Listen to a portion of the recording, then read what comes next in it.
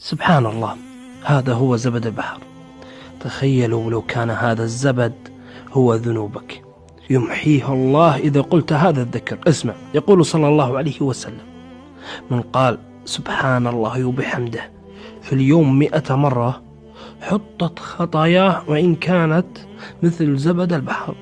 فسبحان الله من يمحو الخطايا والذنوب بذكره. أسأل الله أن يغفر كل من نشر هذا المقطع وكل من شاهده.